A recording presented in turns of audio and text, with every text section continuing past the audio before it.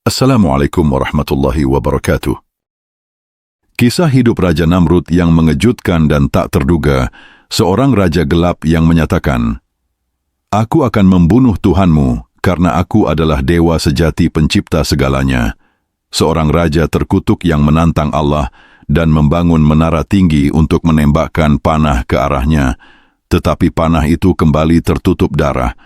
Ia bersorak gembira, "Aku telah menghancurkan Tuhanmu." Namun, mengapa panah itu kembali berdarah? Mengapa Allah membiarkannya percaya hal tersebut?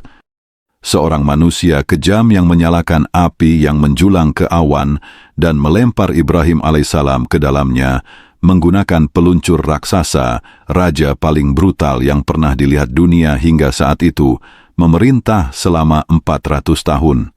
Raja terkutuk ini akhirnya dihancurkan oleh seekor lalat yang masuk melalui hidungnya. Terima kasih sudah mengklik video ini. Jangan lupa subscribe agar tidak ketinggalan video selanjutnya. Jika kamu sudah siap, mari kita mulai. Ribuan tahun lalu, hiduplah seorang raja bernama Namrud yang menguasai seluruh dunia. Ia adalah penguasa suku Kaldani dan pada awalnya dikenal sebagai manusia yang adil dan bijaksana. Rakyatnya awalnya menyembah bintang dan berhala, tetapi seiring bertambahnya kekuasaan kerajaan Namrud, ia menjadi sombong.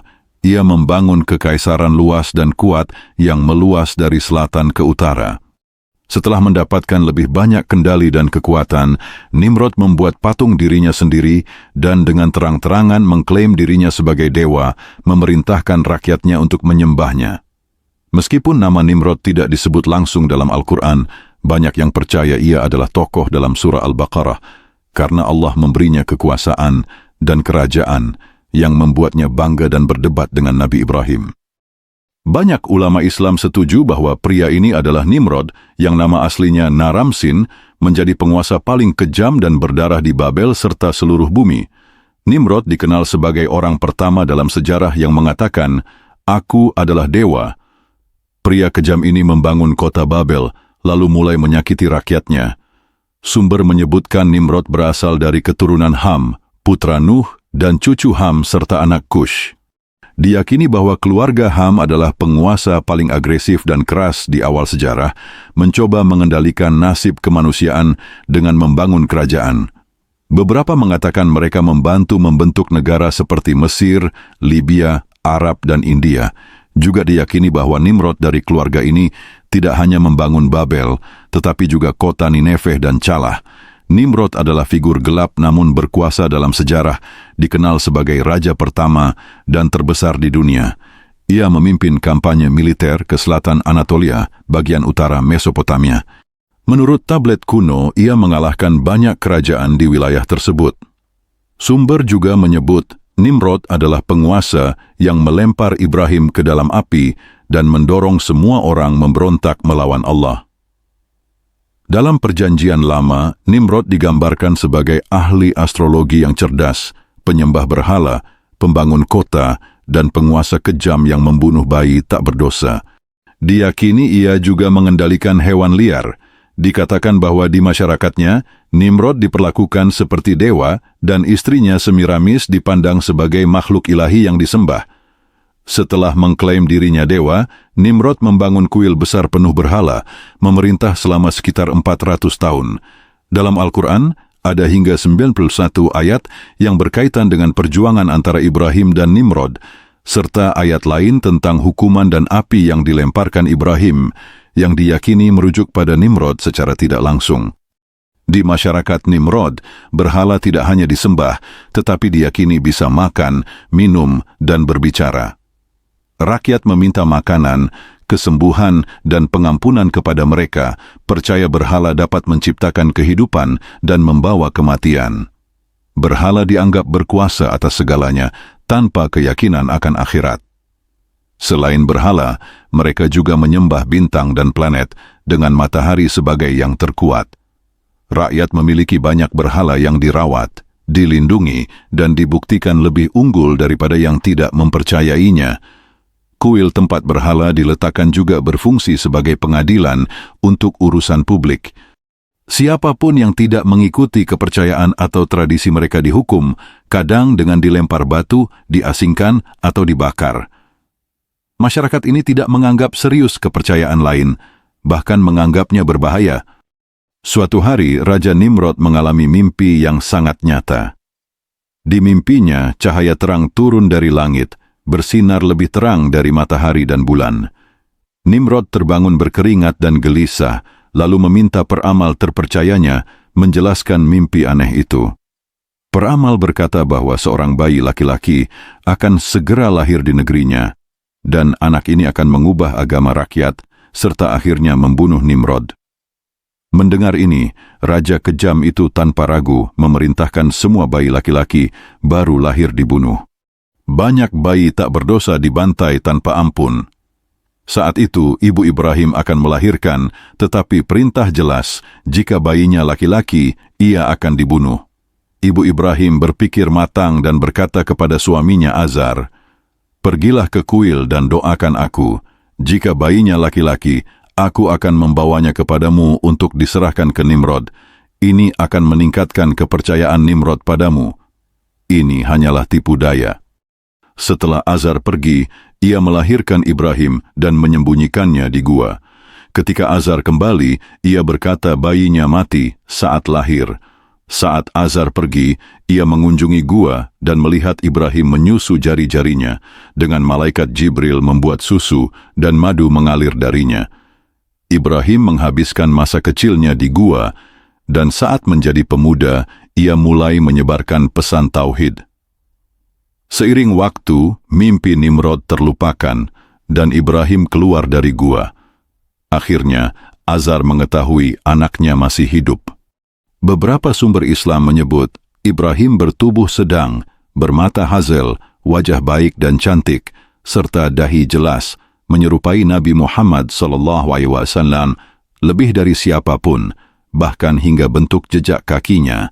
Saat dewasa, Ibrahim terganggu oleh patung yang dibuat ayahnya Azar, yang menganggapnya dewa, tetapi Ibrahim menolak ide itu sejak awal. Suatu malam, ia tak bisa tidur dan berjalan ke gunung yang sering dikunjunginya, seperti cucu besarnya Nabi Muhammad yang tinggal di gua.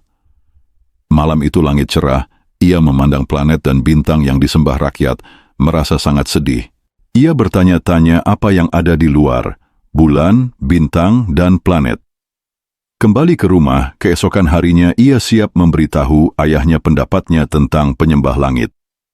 Allah menyampaikan kata-kata Ibrahim dalam Al-Quran. Ketika Ibrahim berkata kepada ayahnya Azar, "Apakah kamu menjadikan berhala sebagai dewa?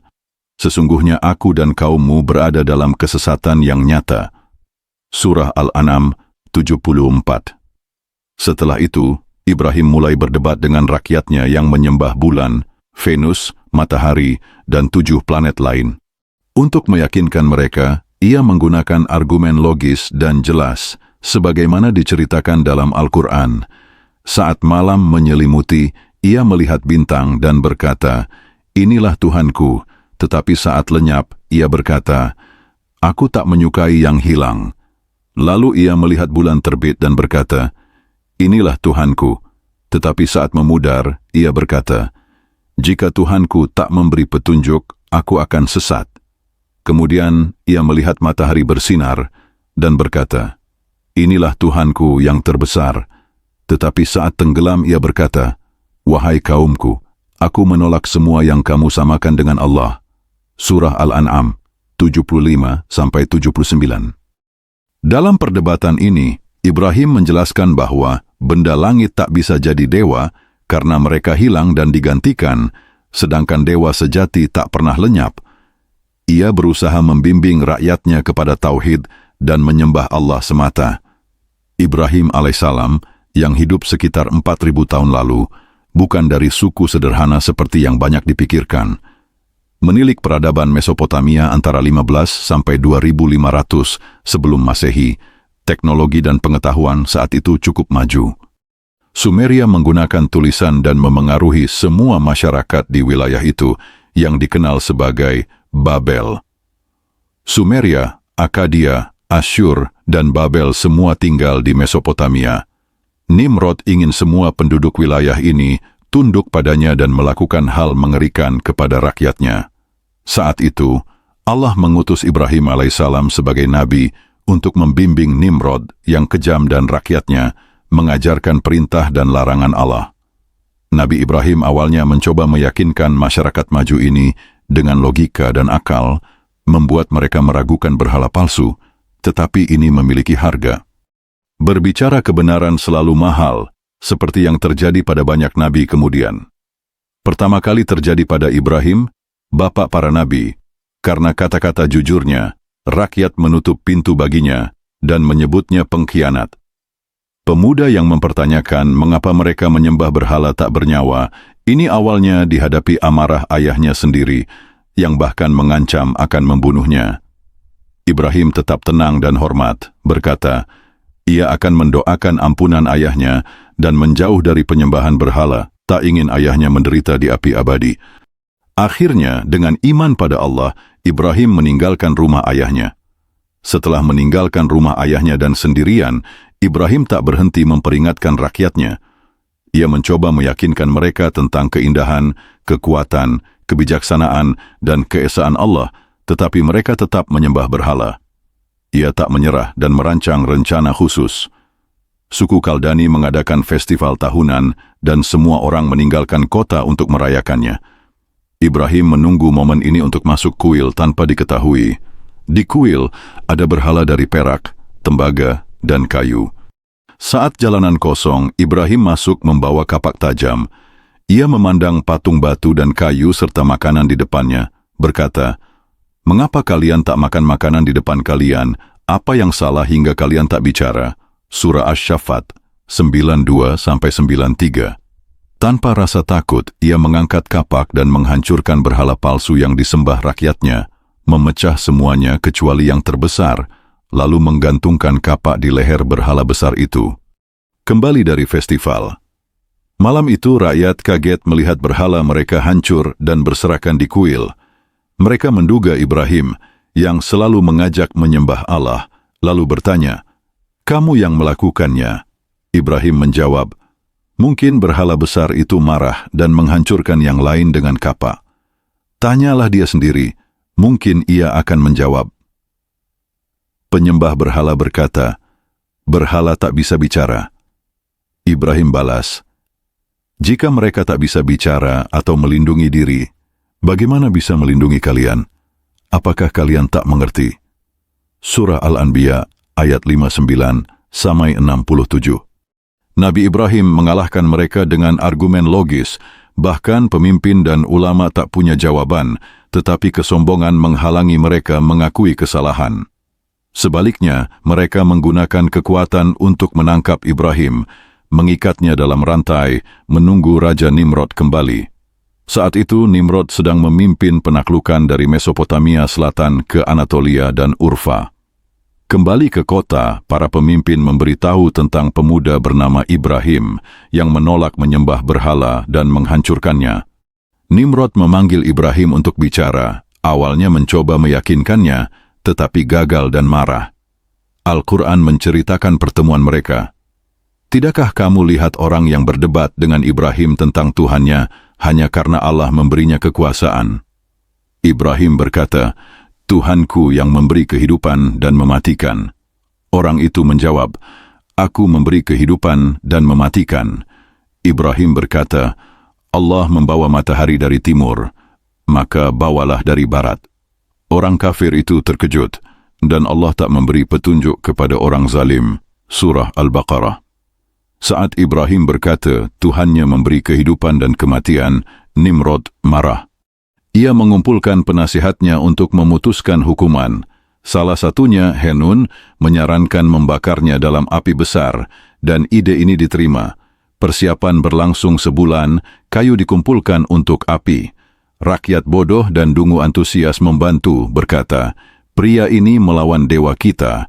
Gunung kayu disusun, dan saat dinyalakan, api menjulang tinggi ke langit, begitu panas hingga burung tak bisa mendekat.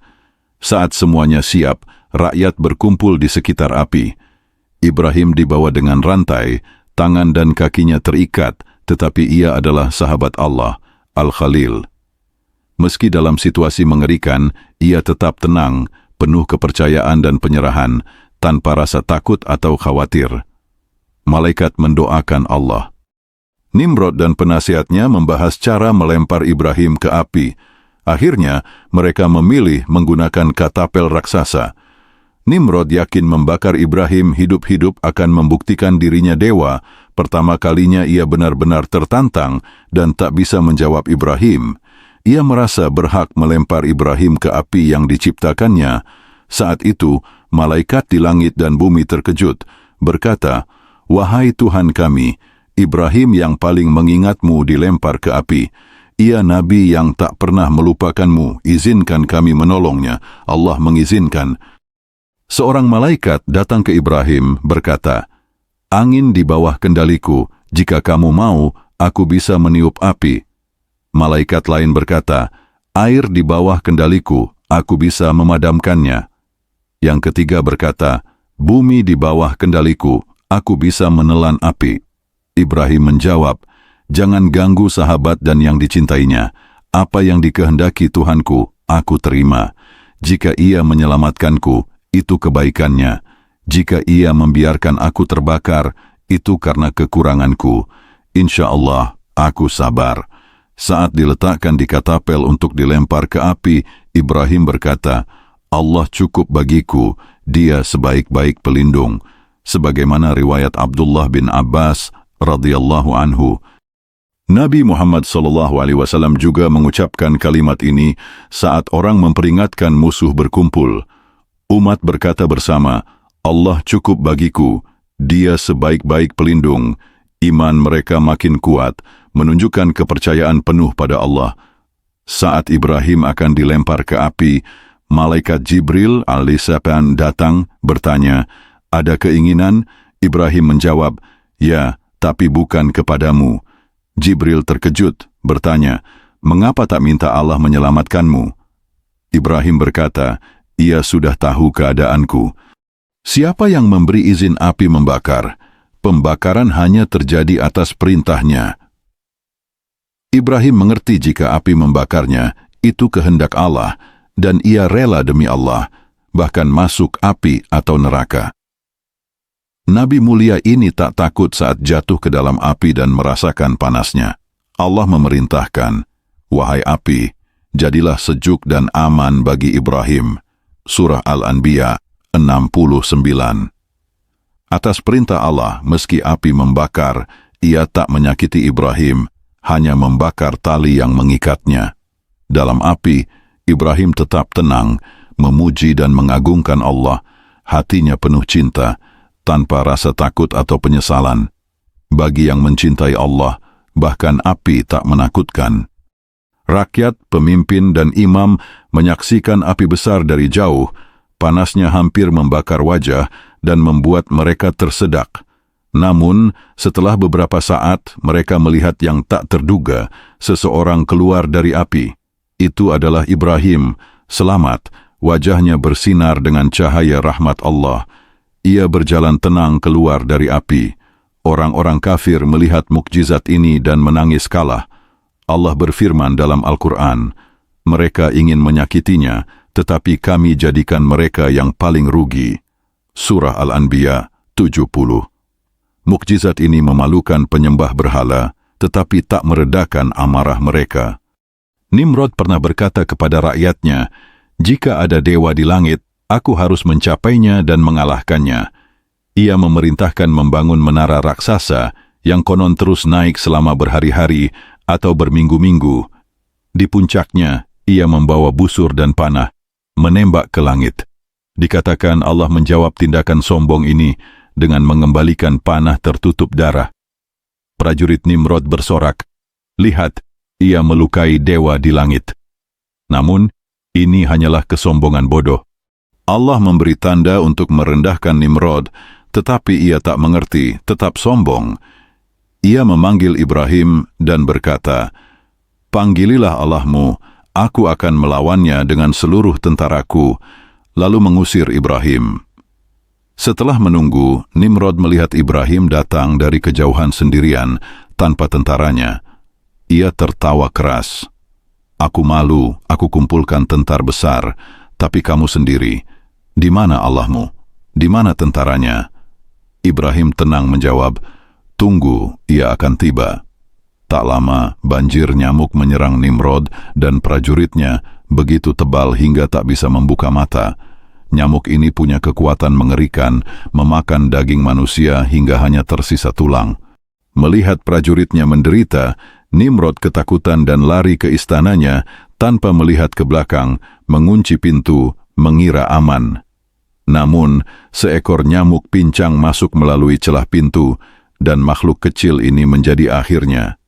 Nyamuk itu terbang ke hidungnya dan mencapai otak, bergerak dan berdengung, menyebabkan rasa sakit hebat.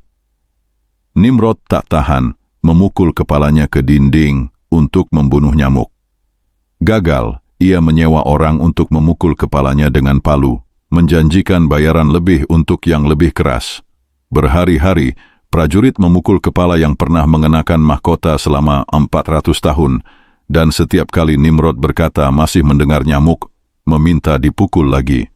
Allah menambah penderitaannya setiap hari, hingga seorang prajurit memukul begitu keras, hingga kepalanya retak, dan Nimrod mati. Al-Quran berkata, mereka ingin menyakiti Ibrahim, tetapi kami jadikan mereka yang paling rugi. Surah Al-Anbiya. Nimrod, yang sombong dengan kekuasaan duniawi dan rakyatnya yang malang, dihancurkan oleh nyamuk kecil, darahnya terkuras, tubuhnya lenyap. Pelajaran jelas bagi kemanusiaan. Nimrod, yang menantang Allah dan melempar nabinya ke api, meninggalkan kisah penuh pelajaran dan peringatan. Kematian menyedihkannya oleh serangga kecil akan selalu diingat. Peristiwa ini juga terkait dengan jawaban terkenal Imam Syafi'i. Suatu hari, seseorang bertanya, mengapa Allah menciptakan nyamuk? Imam Syafi'i menjawab, untuk mengingatkan bahwa bahkan Nimrod yang sangat sombong dikalahkan oleh makhluk kecil. Itulah hikmahnya. Semoga Allah melindungi kita dari kesombongan dan keangkuhan. Jika video ini menyentuh hati Anda, jangan biarkan hilang di YouTube, sukai, beri komentar, dan subscribe agar sampai ke lebih banyak hati. Semoga Allah memberi pahala atas dukungan Anda. Anda menonton Gibran Al-Fath Channel. Sampai jumpa di video berikutnya, insya Allah. Semoga Allah melindungi Anda.